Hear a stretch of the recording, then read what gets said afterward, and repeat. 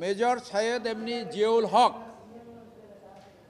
যাকে স্বৈরাচারী সরকার জঙ্গিবাদ তকমা দিয়ে তার বিরুদ্ধে টোটাল 60টি মামলা করেছিল, যে মামলার মধ্যে 3টি মামলায় তার ফাঁসির আদেশ হয়েছে, 4টি মামলা চলমান রয়েছে।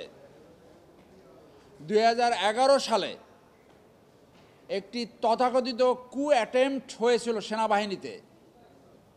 সেটা মূলত ছিল বাংলাদেশে জঙ্গিবাদ সৃষ্টি হয়েছে, তথাকথিত জঙ্গিবাদ নিধনের নামে সেনাবাহিনীর ধর্মপ্রাণ যারা অফিসার ছিল তাদেরকে টার্গেট করা হয়েছিল। রয়ের বুদ্ধিতে আওয়ামী লীগ সরকার তৎকালীন একটি পলিসি নিয়েছিল, এইটা জনগণের সামনে দেখানো যে বাংলাদেশে যদি আওয়ামী লীগ সরকার না থাকে তাহলে জঙ্গিবাদ মাথাচাড়া দিয়ে উঠবে, জঙ্গিবাদ বাংলাদেশকে গ্রাস করবে। সেইটার টার্গেট বানানো হয়েছিল মেজর সৈয়দ জিয়াউল হককে। জিয়াউল হক অত্যন্ত ব্রিলিয়ান্ট অফিসার, কোর্সের বেস্ট ক্যাডেট, সিলেট ক্যাডেট কলেজের ছাত্র ছিল। মিলিটারি ট্রেনিংয়ে সে সোর্ড অফ অনার পেয়েছে। যারা অলরাউন্ড ব্রিলিয়ান্ট তারাই সোর্ড অফ অনার পেয়ে থাকে। এই অফিসার ধর্মপ্রাণ এবং দেশপ্রেমিক ছিলেন। তাকে টার্গেট করে সে ছুটিতে ছিল 23শে ডিসেম্বর 2011 সালে। ছুটি থাকাকালীন সাভার তার এক আত্মীয়র বাসা থেকে তাকে অ্যালেজডলি রয়ের অফিসার সহ ইন্টেলিজেন্স অফিসাররা তাকে গুম করে। 2 দিন গুম রাখে। এরপরে 25শে ডিসেম্বর 2011 সালে সে পালিয়ে যেতে সক্ষম হয়।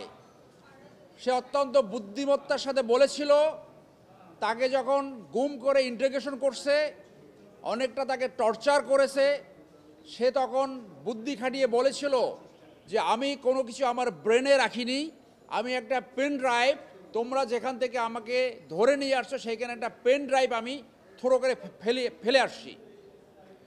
তখন তারা নিজেরা লোক পাঠালো, পেন ড্রাইভ খুঁজে না পেয়ে পরবর্তীতে তাকে নিয়ে যায়। সে সেই সুযোগে রাতে নিজের জীবন বাঁচাতে সক্ষম হয়েছে ওখান থেকে পালিয়ে গিয়ে। 2011 সালের পরে আমরা জানতাম না সে জীবিত আছে কি না। আপনারা জানেন মেজর জাহিদ নামে এক অফিসারকে জঙ্গি সাজিয়ে সেই সময় ডিবির মনিরুল খুন করেছে। মেজর জিয়া বুদ্ধিমত্তার সাথে তার জীবন বাঁচাতে সক্ষম হয়েছে। একটি সিনেমা আছে এস্কেপিং ফ্রম দ্য ডেথ, এই সিনেমার বাস্তব সংস্করণ হইল মেজর জিয়া। বুদ্ধিমত্তার সাথে তার জীবন বাঁচাতে সে সমর্থ হয়েছে। পরিবর্তিত পরিস্থিতিতে ফ্যাসিজমের পতনের পরে তিনি 2টি আবেদন করেছেন। একটি আবেদন করেছেন আইন উপদেষ্টা এবং ঢাকার ডিসি বরাবর তার এই পলিটিক্যাল মোটিভেটেড মামলাগুলা প্রত্যাহার করার জন্য। আরেকটি আবেদন করেছে স্বরাষ্ট্র উপদেষ্টা এবং আইজিপি বরাবর তার খোঁজ পাওয়ার জন্য যে 20 লক্ষ টাকা পুরস্কার ঘোষণা করেছিল সেইটি প্রত্যাহার করার জন্য। আপনাদের কাছে একটি তথ্য উপস্থাপন করি যে কীরকম সাজানো ছিল, যে নাটক সাজিয়েছে কিন্তু স্ক্রিপ্টটা ঠিকমতো লিখতে পারেনি। এই অফিসারকে প্রথম বানাইলো জেএমবি সদস্য, তারপর তাকে বানাইলো আল কায়দার সদস্য, তারপর তাকে বানালো আনসারুল ইসলামের সদস্য, এরপর বানালো তাকে আইএসের সদস্য। তারপর তার বিরুদ্ধে অভিযোগ আনলো যে হোলি আর্টিজানে যে আক্রমণ হয়েছিল, যে ঘটনা ঘটেছিল, সেইটাও সে নাকি নেতৃত্ব দিয়েছে।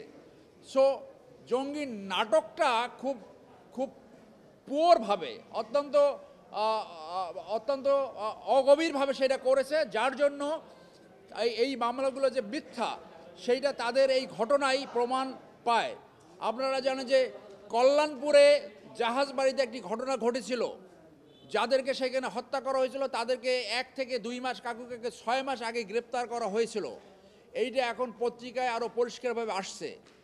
এই মামলাগুলো পুরোটাই পলিটিক্যাল মোটিভেটেড, মিথ্যা এবং জঙ্গি নাটকের অংশ।